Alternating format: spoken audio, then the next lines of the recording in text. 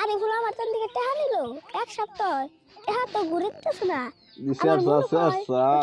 ঘুরে দিব না আগে তাও আরে ভুলের লগে সপ্তাহে দু একদিন দেখা হয়েছে এখন তো তাও না অতি সাড়ান দিতে ছিল তাই আমি দিয়ে দিলাম আজকে আর বয়ে থাকুম না আগো বেতে যাই বসে যাও না চলেও তো আর টাকা দিব না